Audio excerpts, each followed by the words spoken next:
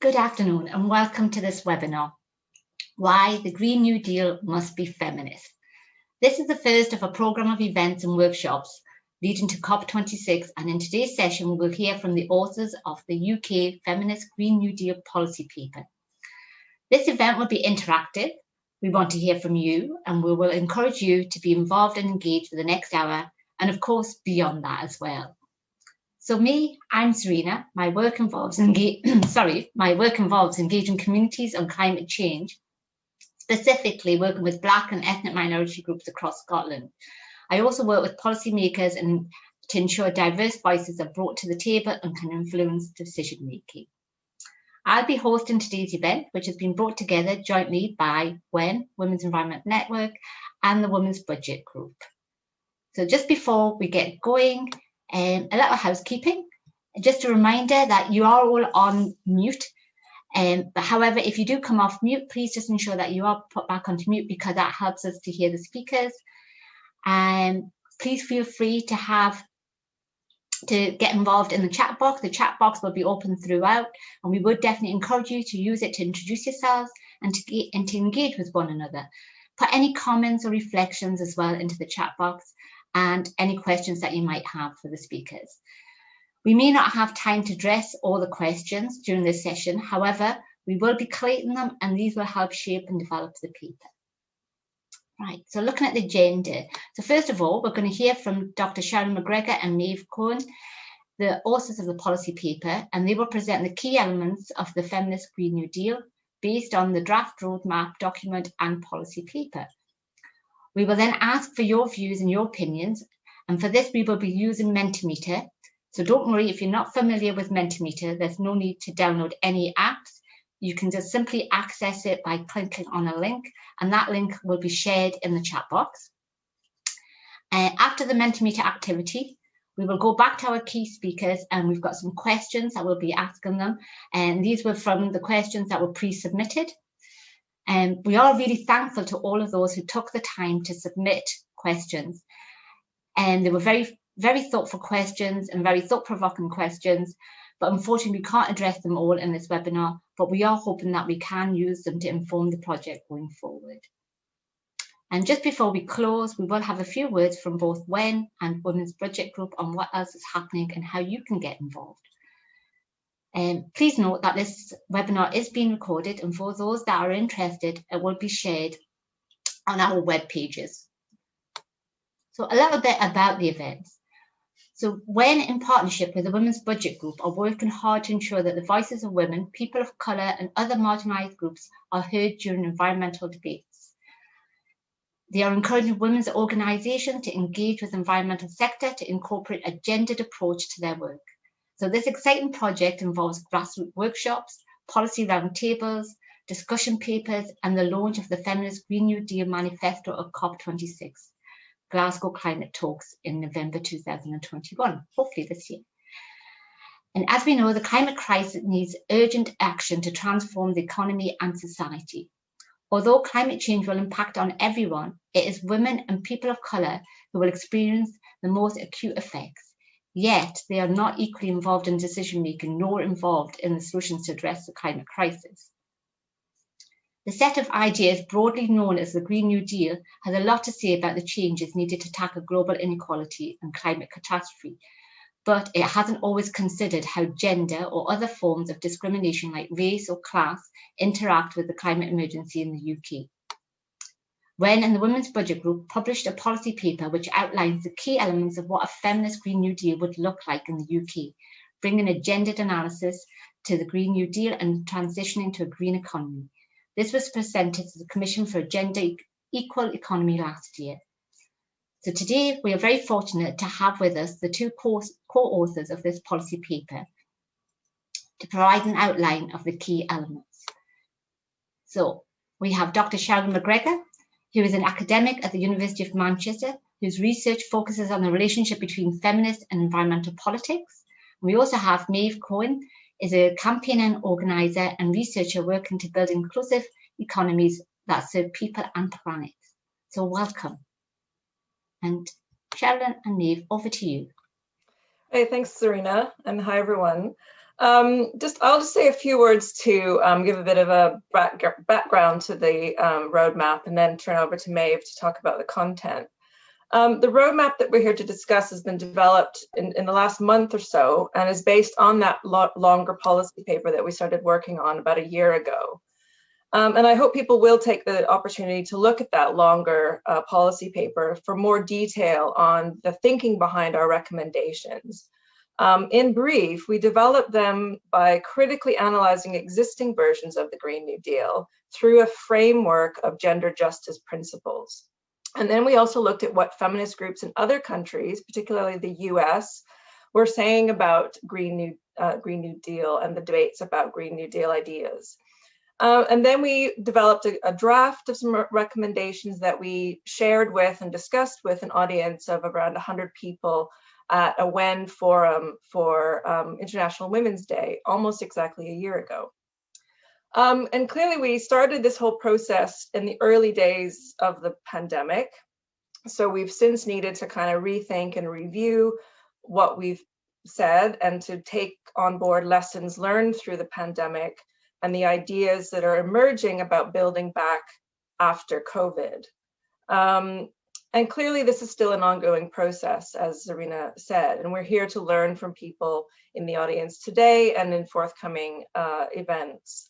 It is still a draft roadmap, and it's not a blueprint. But I wanted to say something very briefly to answer the why question. Why do we need a specifically feminist roadmap to a Green New Deal for the UK? And of course, it's important to note that there are other organizations in the UK who are working to set out a Green New Deal vision. And we're not trying to compete with those, but rather to contribute to what is hopefully a collaboration and a collaborative process amongst lots of different civil society groups in the UK. And it's true that most of the existing Green New Deals include concerns for social justice and are calling for a just transition to a decarbonized society.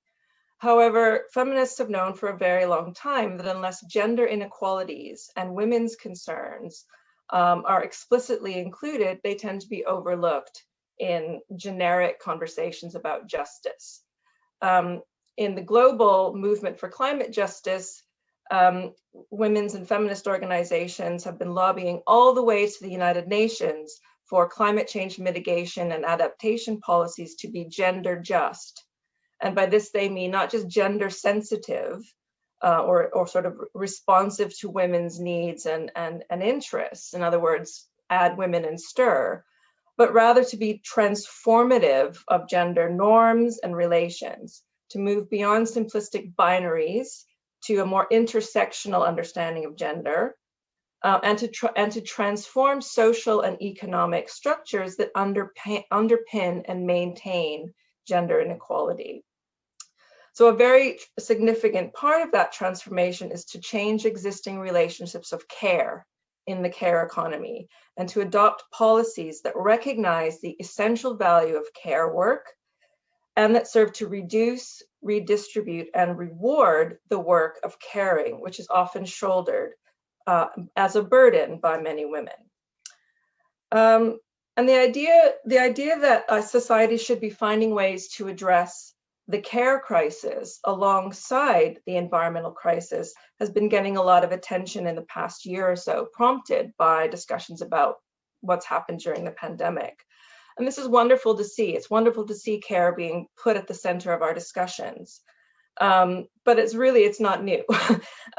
Feminists in the environmental movement have been making this case for decades. And I mean, I have been making these arguments for probably around 20 years. And I always like to give the example, it's quite catchy, to quote Petra Kelly, who is the founder of the German Green Party and an early voice in ecofeminism, who argued that we don't want an ecological society where men build windmills and women bake bread and weave rugs. And that was in 1984. And here we are in 2021, calling on everyone working to develop visions for a decarbonized and just society and in addition to rejecting business as usual, we need to reject gender as usual and caring as usual. And I think it's time to take this, this moment in history to radically rethink how and by whom the essential work of caring is done, the essential work of caring for people, other species, and the planet. And as I hope we can set out in this roadmap, there are many win-win opportunities that need to be woven into the fabric of a Green New Deal, not just pinned on as an afterthought. And this is why we're here today, to hear what people think should be part of that weave into the fabric of a Green New Deal. And I'll turn over to Maeve to talk about the main themes that we've come up with for our roadmap. Amazing, thanks, SHERILYN. Yeah, so as SHERILYN says, like this is the beginning of the conversation. So these are our thoughts, but we really want to hear other people's thoughts as well, because yeah, we talk to each other a lot and we'd like some diversity. So yeah, I'm just going to briefly go through the paper, the draft that we wrote, and I can't talk about everything, obviously. I'm just going to pull out the things that I think are the most interesting or need expanding a bit. So the first thing we mentioned, and the most important thing, is this idea of mainstreaming intersectional analysis into everything. And yeah, that's the stuff that SHERILYN's talking about. Like it's not, the few sentences that we've given to it in that draft is just belies the enormity of the task of mainstreaming intersectional analysis into everything. So it means like a lot of training. It means training within government, within local government, a lot of education, a lot of amending procurement policies and supply chains. Yeah, it's about a massive paradigm shift in the way that we think about almost everything in public life, and so it's really not going to be easy. There are a lot of positive examples that are happening, and particularly after the Black Lives Matter protests this summer, there has been some space made to for these conversations. But yeah, I mean, it's a big uphill struggle, and it is definitely the most important part of it. The second thing, like SHERILYN says, other big thing that we talk about is care. And I doubt I have to say much to this crowd about the need to invest in social infrastructure, but I will say that the environmental aspect of this investment is not talked about anywhere near enough. We say in the paper, I'll say it to you now and I'll say it till I'm blue in the face, like care jobs are green jobs. And when talking about the Green New Deal, the pillars of the Green New Deal are living within our planetary boundaries and social justice, right? So in this world, we will need to provide fulfilling low carbon jobs for everyone, right? And this is where care work is perfect. Care work is, by its very nature, really labour intensive. There's a lot of jobs in care, a lot of potential jobs in care. It's relatively low carbon, and it's absolutely essential for a world in which the most vulnerable are protected. So we really need to be investing in these sectors. We need to be improving conditions and pay and working to attract more men and all of those things. But we also need not to be complacent. As we mentioned in the paper, there is a lot more that we could be doing within the caring industry to make them greener. And that should absolutely be part of the priorities for a Green New Deal as well. Another important aspect that I wanted to talk about was devolving power. So this did feature in the initial paper that we wrote, and it just seems to get ever more relevant and sensible in the current context. So we all saw globalization hit a very massive and obvious wall during the pandemic. And I think there are like increasingly calls for more localism, more local action. We've seen the success of local action during the pandemic. So the formation of mutual aid groups, of food banks, protecting the vulnerable, of those solidarity funds and things like that. Also the vaccine rollout, which in the UK has been really impressive, was massively due to the fact that it was devolved to local health or health providers to roll it out. So devolution is really important, but that said, there is still another really important role for the state to play. So it's not all just about local communities looking after themselves. The state has a role in distributing funds throughout the country. It's got a role in large-scale projects like transport and broadband. So the sort of devolution that we want is a devolution that works with a friendly state, fueling democratic engagement and facilitating decision-making at a local level. Another glaring important thing within the Green New Deal is obviously jobs. So we talk about jobs a bit in the paper. We talk about automation and tech. And since the Industrial Revolution, people have been scared of machines taking their jobs. And largely in the aggregate, it hasn't happened. Machines haven't taken everyone's jobs, but there have obviously been massive losers in this. And I want to sort of talk about that in relation to decarbonising as well. There's going to be some massive losers in the green transition, right? And it's really important that we support and protect those people. But it's not necessarily to do with employment. So a lot of the advances for women in the past decades, a lot of the innovations that have helped to emancipate women, things like washing machines and disposable nappies and ready meals, that have freed up women's time from drudgery, they're not very green, right? So we really need to think about what the world that we want to move into. We don't want disposable plastics wherever possible. We don't want agribusiness. We're going to want to have like locally grown organic food, but we need to acknowledge that in doing that, there's going to be a lot more prep time, right? There's going to be a lot more labor needed in taking that food and cooking it into dinners, and we need to make sure that that additional labor of boiling the nappies on the hob doesn't just fall on the shoulders of women. And we can do this with jobs and with innovation, right? We can think about how we can support small businesses, minority-led businesses, to provide these services rather than it just happening silently and invisibly in the home. So we can have small businesses who prepare food and bring it to your door. We can have laundries, like co-ops doing the laundry, coming to your house, getting your dirty nappies and cleaning them and bringing them back to you. So yeah, we really need to think about who the winners and losers are. But like we said, we need to sort of feed this intersectional analysis into everything and think about when we do transition to a green economy, what is that actually going to look like for people on the ground, and how do we ensure that the additional work that's necessary doesn't just fall on the shoulders of women. I feel like I've been talking for a while. I'm going to quickly talk about physical infrastructure. So housing is obviously, we know there's a huge housing crisis in the UK, and a huge part of this is the amount of money that gets pumped into the housing sector. So 50% of commercial lending in the UK is on mortgages, and that has just skyrocketed the price of housing and excluded a lot of vulnerable people. So we really need to start thinking differently about the provision of housing, the provision of affordable housing. So we need to be thinking more about social housing. We need to be thinking about things like common ground trusts, which is where the land underneath the house is collectively owned, and people can own the houses on top of the land, which is significantly cheaper.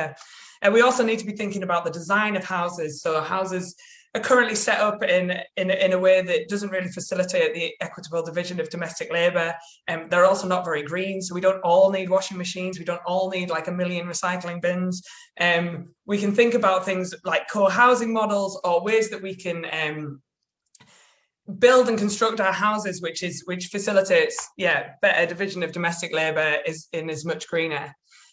With transport, I'm not going to say much on transport. Obviously, we need to decarbonise transport, but we really need to think about when we're designing public transport, we need to think about who's using that public transport and what they're using it for. So we need to co-create things like timetables, routes with the people who are going to be using these buses or trams or whatever, people who have got caring responsibilities, people with disabilities, people who are going to be making multiple small journeys throughout the day. We need to be thinking about them when we design not just the way that these things work, but the routes and timetables that they adhere to. The last thing I'm going to talk about, because I think it's nice to end on a win, is well, it's not a win, but the banking system isn't sorted, but we did have a win last week, which was good. So it's green banking. So one of the things that we put in the roadmap, which we wrote before the budget last week, actually happened in the budget last week, which is really exciting. So the Monetary Policy Committee, whose job it is to keep inflation in check, they've been given a green mandate. And what this means is that they need to support the government, the Bank of England, the Monetary Policy Committee are part of the Bank of England. So now the Bank of England needs to support the government in its green transition. So that means the Bank of England can no longer buy fossil fuel assets through quantitative easing. It can't accept fossil fuel assets as collateral on lending. And it's got a remit to work with the Treasury through the National Investment Bank to channel money into green investment. And this is all great news, right? Because the Bank of England is a world-leading central bank, so if it does it, other banks will follow it. It also has massive influence in the private banking sector, so hopefully they will follow too. channeling all this money into green investment, which is great, but our job as feminists is we need to be banging this drum that care jobs are green jobs, right? This must include care. This must include these like micro businesses that I've been talking about that are like incredibly necessary to ensure that women's rights that have progressed through the last few decades are retained and they're not tied back to the kitchen sink. So yes, there's been some successes with this with green banking, but we need to make sure that that investment works for women and minority groups as well. And that's all I'm going to say. Thank you both, Maeve and SHERILYN, and thank you for that overview. And I know there's so much in that paper, but you did a brilliant job of trying to summarise the key points there. And like you said, that it is a work in progress, and we are really interested in hearing what everybody else has to say and about what should be in the paper, what people would like to see, how to shape and develop the Feminist Green New Deal. So part of that is now the point of us having this event today. So we're going to pop a Mentimeter poll just now, and that link should come up. So if you can just press on that link, and it'll take you to our poll. And on the poll, we've got 7 themes, right? And what we'd like you to do with the 7 themes is rank them, with number 1 being the highest priority to number 7 being the lowest priority. So you should be able to just click on the link, and then you'll go to that Mentimeter page. And once you're on there, then if you can have a look at the themes and then start ranking them. And as you rank them, we'll be able to see them on the screen of what people think should have the highest priority. So some of the themes, well, the themes that we have are mainstream intersectional gender analysis into every stage of the decarbonisation transition, from policy making to design and planning to implementation in communities. Then we have treat care jobs as green jobs to make publicly funded social infrastructure such as healthcare, childcare and adult social care the bedrock of a decarbonised economy. We have embrace radical changes in physical infrastructure such as housing, transport and energy that simultaneously reduce environmental impact and improve quality of life, including that by better reflecting diverse life patterns and by reducing and redistributing unpaid care work. Ensure inclusive employment practices such as paid care leaves and a 30-hour paid work week and a living wage. Revitalise local communities through community wealth building and support for small local businesses in undeserved areas to promote just sustainability. Divert finances away from fossil fuel companies and channel investment into green industries, including care, education, and other female-dominated low-carbon sectors. Democratise the economy by facilitating the creation of a plurality of banking models and supporting financial inclusion through education and protecting access to cash. Right, and it's great to see everybody ranking these. Okay, we've got some very main key ones. So the one that's ranking at number 1 at the moment is mainstream intersectional gender analysis into every stage of the decarbonisation transition. And coming close is number 2 is divert finances away from fossil fuel. And at the bottom, we have revitalise local communities through supporting local small businesses. Okay. Okay, number 2 is now treat care jobs as green jobs. Okay, brilliant. Okay, right, so we're going to move on to the other questions just now. So thank you for taking part in that poll. And I think that poll is going to be open for a while until the end of the webinar. Right, but we're going to move on to the questions now. Right, so the first question, and we've got these questions because we really do want to hear your thoughts and ideas. So take a little bit of time thinking about what you would like to add, and also you can add more than one answer. So you can add multiple answers as well. If you've got quite a lot to say, that would be brilliant. So the first question, and again, we've got the Mentimeter link on the chat box. So if you just click on that, and you'll go straight to the link. So the first question is, what else should be in the Feminist Green New Deal? So you've heard from SHERILYN and MAEVE, and what else do you think is missing? Or what else do you think we could add into it? Or is there anything else that you would like to see? Okay, so I'll give you a few minutes to start adding that. And again, once people start putting in their comments, we'll be able to see them on the screen. Okay, so we've got empowerment of local communities.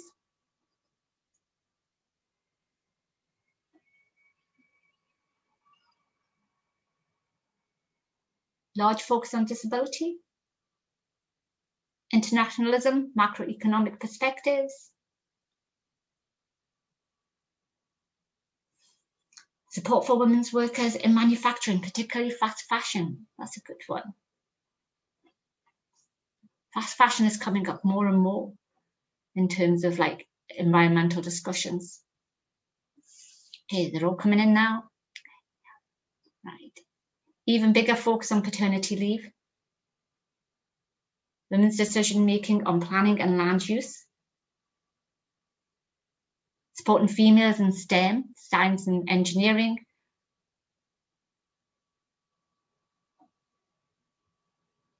Participation of all ages.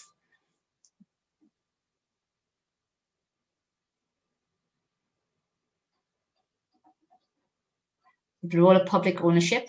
Yep.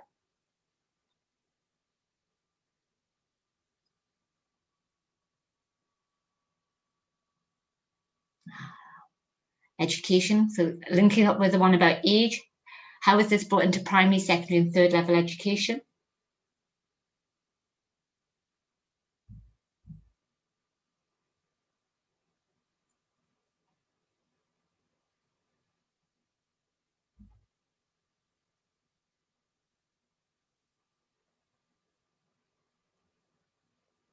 Younger people coming up again and again.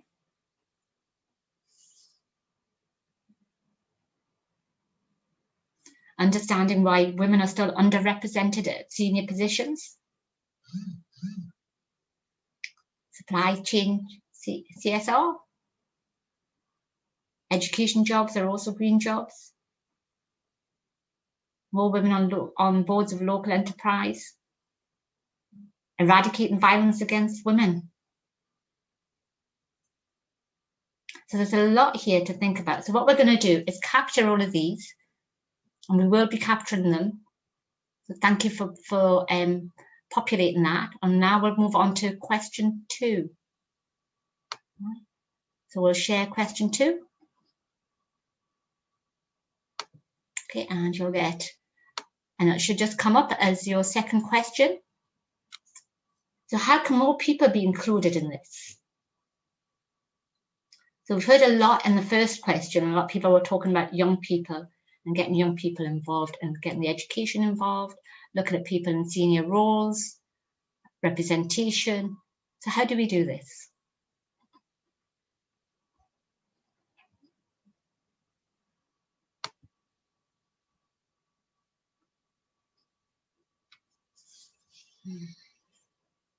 School workshops, funding, partnerships with schools, community-based sessions.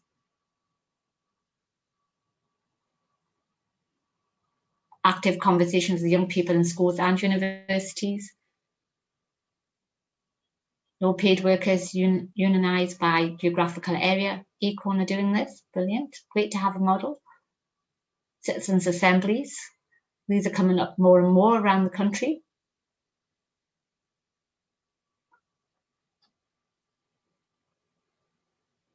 Climate justice as part of the school curriculum.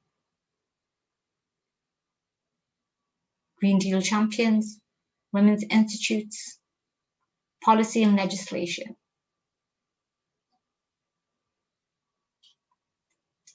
Connection with the Global South.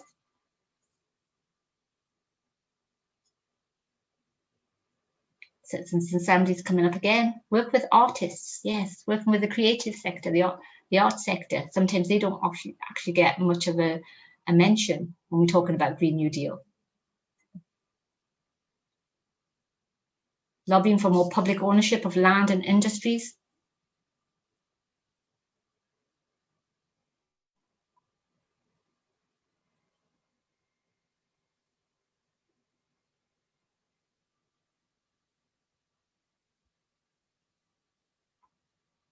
Engage champions in popular media, radio, BME media as well. Yes, getting the media involved, and somebody else also mentioned social media as well, using social media platforms and social media community. Brilliant. Thank you. We've got lots of ideas here. Thank you very much for everyone that's participated in this. Right. Brilliant. Right. So I'm going to pass it over to Maeve and SHERILYN just now. Was there anything in there that struck out for you? Was there any other the ideas, suggestions, something that's new that you might not have seen or heard before? You're probably thinking, right, we know all these, we know all the issues, we know that there's issues here, but I mean, we have to tell people that we try to write these documents and we keep getting told to shorten them, so we can't possibly cover everything, and it's really frustrating. But absolutely, taking a holistic perspective means we need to include more and more and more, and definitely things like more participation, more empowerment of local communities. These things are so important because that's how you get diversity of views and an inclusive approach to policy making. The so what about, like, how do you do it? Yeah, so I mean, one of the things that came up there was like citizens' assemblies, and I know that citizens' assemblies are popping up around the UK now more and more to do this whole, like, being much more inclusive engagement of like devolution power, democracy, local governments, thinking about how do we include the voices that aren't getting included in decision making. So have you engaged at that level yet on the Green New Deal? We haven't. We've just written this policy paper. But no, I think it's really, they have popped up and they've been really used really successfully. Like, they had a citizens' assembly in Ireland around same-sex marriage, and they had a citizens' assembly in France around after the Gilets jaunes riots about how to decarbonize, and these things have been listened to and turned into policy, or in the process of being turned into policy. But I think we talk about co-creating policy, and we talk about all of these things as if they're like really easy to do, and I think they're actually really hard to do. And I think that sort of in the policy world, it's all very well and good for us to recommend that happens, but I think there's a lot of like training and change that needs to go on within local authorities, and in that context in the UK at the minute, where they have been brutally cut and continue to be cut. Like, the last budget was an austerity budget when it comes to local authorities. Like, it's a really difficult thing to actually do, and it's very labor intensive, and it takes quite a lot of time. So yeah, I mean, that was a bit of a gloomy thought. And the thing that tends to be missing is these intermediaries, these people who are trained and paid to do this mobilizing work in local communities, right? I mean, that's what we need, is people who are empowered to help the process, help communities find ways of engaging with these issues. Whether that's going to be groups like WEN and Women's Budget Group, people that work like Maeve and I in academic settings or think tank settings. I mean, these are really important, but the time and the funding needs to be there. That's what I was just about to say. The time and the funding needs to be there, because nobody can do it without that. We need those resources there to do it. So then that always goes back to the question of, like, who can fund this and who would fund that, and why would it be a priority? And how do we make it a priority? Like, so if you're putting a bid to a funder, how would you make this a priority to a funder? What would your suggestions be? How would you sell it to a funder? I'm putting you on the spot now. I think SHERILYN's quote that she made earlier about the men building the windmills while the women bake the bread is really important. Like, most funders want to create a better world, and they don't want to make like the invisibility of the work of women within the Green New Deal plans so far. I mean, and it's changing, and it's really wonderful to see that it's changing. But it's just not good enough. And if you're going to funders who are like funding progressive left organizations, you need to make that point to them. And I think that how could they not agree? Right, brilliant, thank you. Thanks for that tip, because it's really important, like for those intermediary organizations to know how to sell it. It's really important. Because it's just not good enough to just be green, right? Just being green doesn't get rid of thousands of years of patriarchy and colonialism. Like that, green's one bit of it, but there's so much more. Yeah, and that's a bit, I think, it's like trying to connect like all the different social justice issues together and not just look at it through like one lens is really important. And I think the sort of the Green New Deal conversation in the States does a lot of the social justice work because they don't have a welfare state. So there's a lot to be said there, where I think a lot of the stuff that's historically come out of the UK on the Green New Deal hasn't had as much to say about public services and hasn't had as much to say about those things because they're a bit taken for granted. So I think we do need to do more work on that in the UK, and it's great to see it happening. So that was going to be one of my other questions, is just to say, well, how does the Feminist Green New Deal in the UK connect to other Green New Deal movements across the globe? Well, I mean, we've certainly participated in the US. I mean, the Women's Environment and Development Organization based in New York is a global feminist organization. They've been having a kind of process that started a couple of years ago to develop a feminist, almost a manifesto on feminist Green New Deal. We've participated in an event last summer, which was a global town hall that looked at different frameworks for a feminist Green New Deal from many different countries in the global South as well. So we're part of that conversation. We have a lot to learn from them. And in fact, I think we in the UK have a lot to learn from already ongoing movements around ecofeminism, feminist climate justice in the global South, because the way that sort of intersectionality is embedded into the conversation, the way empowerment is used as a concept is really important, and that empowerment in a way that challenges the idea that, oh, we just need to empower women economically so that they can help foster growth and the kinds of sort of sustainable development that's extremement compatible with continuing capitalist functioning, right? So really that kind of alternative views of empowerment, alternative views of what is the goal here? It's transformation, not just adding women and stirring, so to speak, or adding sort of, the hitherto is invisible people or voices and stirring. Great, and that actually speaks to one of the other questions that was put forward. So this question here says that, are there examples of feminist Green New Deal types of policies being implemented anywhere already at the local level? And how can the deal be implemented in city adaptation strategies, and to provide any concrete examples? So I think those two are quite related.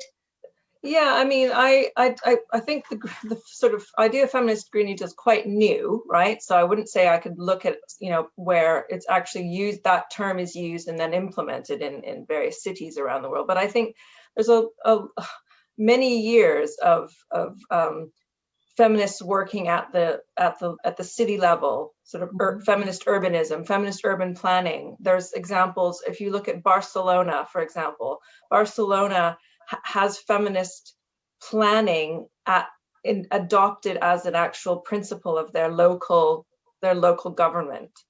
And can you expand on what does a feminist planning look like? What is that? Well, we do have it in our roadmap. We talk about the need to think about how the built environment enables diverse life patterns, enables people to get around by in sustainable ways, whether that's walking or in short journeys.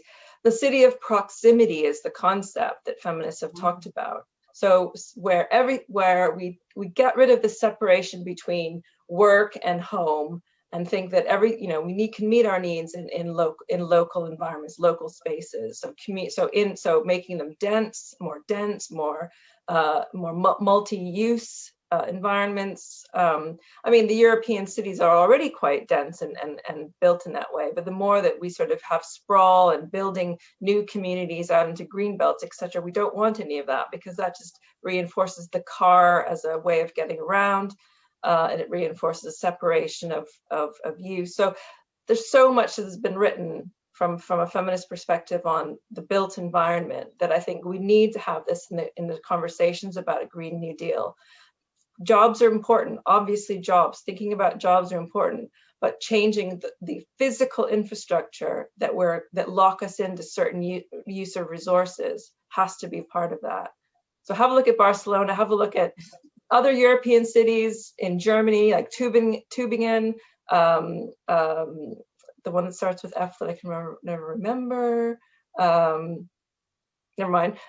Vienna, the various Austrian cities. There's some really great case studies of feminist urban planning around. Freiburg, thank you so much, Sarah Hall. Thank you, Freiburg. So do you think then that would be easy to replicate? I don't want to use the word replicate, because you can't really replicate anything, because no cities are the same, right? And every city has its own culture, its own people, its own infrastructure. But could we model? Probably maybe a better word. I mean, would that be easy to model in somewhere like your city, Manchester? I wouldn't say easy. I mean, it could be done. It just needs the political will, and obviously, what is the process whereby feminists are active in a local authority at the moment? I mean, don't get me into talking about Manchester too much, but I mean, at the moment, there's a certain set of priorities, a certain culture of what's important at the city. At the moment, it's about building lots of high rises, as far as I can tell. So it's not easy. It has to be part of the struggle. It has to be part of a movement, and the environmental movement or the climate justice movement has to think about, what is happening at the city level. And I don't know, town planning hasn't really been living up to its full potential in the last few decades, has it? I know. I did a planning degree when I was a master's student, like in the 90s, and it was such an inspirational profession to go into, I thought. But I don't know, maybe we need to think about that kind of thing, and empowering the planning profession, architect, design professions to embed and embrace some of these principles. Yeah. So Maeve, I'd like to bring you in just now, because Sharon just spoke about some of the challenges. Are there any other challenges that you faced, or you think that the Feminist Green New Deal are going to face? Yeah, there's loads of them. Yeah, I mean, I really worry about the future. I really worry about the state of politics and the divisive nature of our politics. And I mean, I've never in my voting career ever had a vote go the way that I wanted to go, and I feel like there's just these divides happening in society that are getting bigger and bigger and bigger. Obviously, Meghan Markle debacle being a case in point. People are completely divided, and I think that philosophy that talks about inclusivity and bringing people on board and including everyone is not in vogue at the minute. And I think that it's with the climate emergency, as things get more intense, people lose hope. I think that we've got systems and institutions that are set up that aren't fit for purpose. We've got, as the climate crisis continues and we have places becoming uninhabitable and increased migration, we don't have the cities to deal with it. We don't have the political infrastructure to deal with it. And I think that, to be honest, I think that stuff's going to get a lot worse before it gets better. But I think that it can get better, and this sort of work is laying the groundwork of how we create a better world. And I think that what we can do now. So I've sort of lost faith in like big politics. Like I always thought that whoever politicians are in power, that's how the way it goes. Like Thatcher came in and then all of that happens. And the pandemic has sort of been a bit of an eye-opener for me that context is so much more important than who's in power at the time. So we got like the most right-wing government of all time elected, the most right-wing cabinet ever. And then a few months after they got elected, they did the biggest state spending in history. Like, because of the context in which they were working. That's not to say that they're not like very right-wing and doing loads of stuff that I'm not happy with, but I'm quite heartened to see how much the context matters. And I think the job for people like us is to start having those conversations, and it starts small and it gets bigger and bigger. And I feel like the politics takes a bit longer to catch up, but the context is very much changing. The conversation around care is changing a lot. The conversation around the environment has changed massively in the last few years. So yeah, I think there's a huge amount of barriers, but there's also a huge amount of room for hope and a huge amount to do, which at least makes us feel useful. No, that's great to bring in where the significant changes can happen.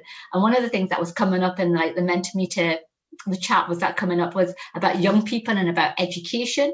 So that was coming up quite a lot. And I'm really quite interested in that myself, because I'm involved in a series of workshops with Edinburgh University looking at anti-racism and colonialism within the education system. But one of the things that's missing is this whole feminist perspective and intersectionality perspective, especially around a just transition. So how do we bring that into the education where they're already struggling to talk about like colonialism, talk about climate justice? So how do we bring in another layer? Well, I've spent the last however many years campaigning for economic education reform. So I did an economics degree in 2012 and started with some colleagues like a group called Rethinking Economics, to try and change economics education. And it's had a lot of successes. Like I think the key is the students, and I think that in the UK where we've monetized and privatized education to this extent, and it's a new thing, students have an insane amount of power because of the marketization of the education system. They are the end users, and they can use that as leverage at the universities and say, this is what we need to be taught. I think that there's loads of campaigns going on like this about decolonizing the curriculum obviously in economics, but across the board. There's a huge campaign group called Students for Sustainability, SOS, Students Organizing for Sustainability, who are doing across the curricula work on transforming the curricula to embed a sustainability in everything. But SHERILYN's on the other side of that. She's an academic, so let her say what it's like for you guys. I mean, I try. Yeah, I mean, I try and teach in an intersectional way about and empower students to think critically about politics and critically about environmentalism. There's lots of tools for kind of analyzing power and the structural causes, the root causes of the environmental crisis and the climate emergency, and just they're all connected. I mean, climate injustices, racial injustices, gender injustices continue, and they're all interconnected, and which is why intersectional analysis is so important. It's not easy to teach that, though, I suppose. Although, having said that, I would say the generation of young environmentalists and feminists now are much more aware and comfortable with these concepts and breaking down gender, thinking of gender as not as a binary and as always intersectional. I think that is, there has been a culture shift, I think, within certainly within young activist communities. Yeah, and it's interesting because you talk about like critical thinking, but that critical thinking doesn't happen until like higher education. So is there a role for like teachers within primary and secondary schools to start encouraging critical thinking? I think that's like, it's really hard. I I think that a lot of, so some people are exposed to this stuff because they go home and their parents talk about it, or they have access to information about it, and other people don't. And I think it's really difficult to talk about this sort of stuff to young people if you've got to speak to teachers and to the parents and to the people that are going to be influencing the young people. And I think it's really difficult to do. I think that there's a lot of I mean, I work in a campaign that's trying to diversify economics, which works with 15 to 17-year-olds, and it's all about trying to reach them through teachers, through careers advisors. But it's really difficult because it's like we were talking about at the start with the mainstreaming intersectional analysis. It's a paradigm shift. Like, it's completely changing the way that we think about it. And in a big way, it's thinking about, what are these institutions for? What are schools for? What are universities for? Like, are they for like getting us ready for the jobs market? Or are they for preparing us for a world in which it's going to be completely different and we're going to need a completely different set of skills? And yeah, it's a biggie. And I don't know how to do it, but I'm trying. Oh, brilliant. Right. Okay. We can probably talk forever here, but just to highlight, and to everybody else that's been involved, like how complex and in-depth these conversations need to be, and how widespread we need to have these conversations. So I would really encourage everybody to get involved, either at the local level or like a policy level, but please continue to get involved. So talking about how people can get involved, I'm going to bring in Roshini from Women's Environmental Network, and also Sarah Rees from the Women's Budget Group, to come and tell us a little bit and share a little bit about their work and what they've been doing. So we'll start off with you, Roshini. Great. Can everyone hear me? Yeah, great. Okay, so a bit about the workshops. They're part of the bigger project, and the reason for them taking place is to facilitate more participation from voices that are often not included in the decision making. They've been designed to gather thoughts and ideas around what is important to the participants. And the workshops are for women and people who are actively marginalised and racialised, because as we've heard, there's a great need for recovery plans and UK climate policy that include these or our voices. The workshops will be lively, interactive, with videos, breakout sessions, and time to share your ideas and experiences. In them, we'll learn about the Feminist Green New Deal, holding space to share your thoughts and ideas, and essentially help to create the Feminist Green New Deal manifesto, seeing our voices reflected at policy level. Please do get in touch if you're interested in holding one of these workshops with us, and the links are in the chat room. Alongside this, we also have a creative project, because we want to showcase women's and marginalised voices in a creative way. And we want to hear from you about what a green, safe and fair life means to you. Your contributions will be made into a publication that we can take to display at COP26 with us. We want to make sure that everyone has an opportunity. So even if you can't come to a workshop or your voice isn't being heard anywhere else, then this is a good place for it to happen, for your voice to be included. And there's more info in the link in the box, but it might be by contributing a drawing, a recipe, a photograph, or anything else, another idea. Please do check this out. Thank you very much. Okay, thank you. Thanks, Roshini. And now I'll pass over to Sarah. Sarah's the Head of Research and Policy at the Women's Budget Group, and she'll let you know what they've been working on. Thank you very much, Zarina. Thanks everyone for this brilliant discussion so far. So I just wanted to tell all the participants a little bit about the work that the Women's Budget Group is doing in the context of this project, the Feminist Green New Deal project, in collaboration with Women's Environmental Network.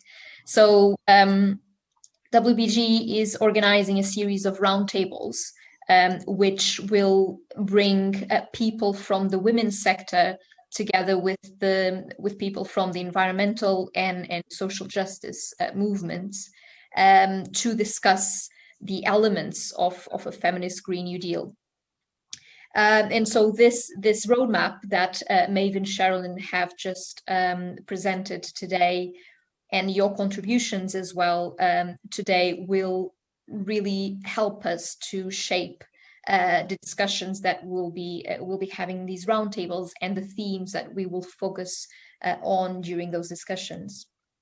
And so alongside these roundtables, we're having a call for tenders where we are commissioning a series of papers, or short policy papers, to basically kickstart these discussions. So we will have a new call, a thematic call for papers every month or so. And at the moment, the call for tenders that we have open is on a green and inclusive transport. So thinking about new transport systems that are sustainable, environmental friendly, but also that take into account the travel patterns and the needs of women. So this call for tenders is open until Monday, so next Monday, the 15th of March. And so we encourage everyone here today who might have a research or a policy experience on this topic to submit their proposal, and we will be considering all those. Next month, we will open a call for tenders for a paper around housing, inclusive housing, and housing design that takes women's needs into account. And we will then have future ones announced as well. So keep an eye on our website. The links are also on the chat box, and I encourage everyone who might have an expertise on these topics to submit their proposals. Thank you, Sarah. Yes, the links to both WEN and Women's Budget Group are in the chat, and also do go to the websites, both of those websites. And Roshini is the campaign and project coordinator for WEN. I forgot to mention that. So also you will see her on the website, and you can follow her brilliant work that she's doing as well. And this is like, we're coming to an end now for this wonderful workshop that we've had today, this webinar, and this wonderful conversation that we've been having. And it's just a start, it's just the beginning. But one of the things that's coming out from this webinar today is that there's a feeling of a critical moment in time, that there is this moment now that where people want change, people want to see want to see change, and know that what we've been doing isn't fit for everybody, and we need to find a way that we can have a world that's fairer and more just, and that's more inclusive of everybody. So thinking about that, think how you can get involved, think what you can do, whether it's locally or whether it's at a policy level. But please do continue to have these conversations and get involved. And get involved in also the Feminist Green New Deal manifesto, which we're hoping to launch at COP26. So we'd love for you to sign up to this and to help us get the word out as well. And the last thing I've got to say is that for those on social media, just a reminder that the hashtag for today has been hashtag the Feminist Green New Deal. And we've got Twitter handles, and the Twitter handles were earlier on shared in the chat, but just to go over them again, is @WEN_UK, @Women's Budget Group, and at University of Manchester, @Dr_S McGregor, and @Flava MAEVE. So thank you all. Thank you all for joining us. And thank you to all the panelists. It was lovely having you. And thank you for all your contributions. Goodbye.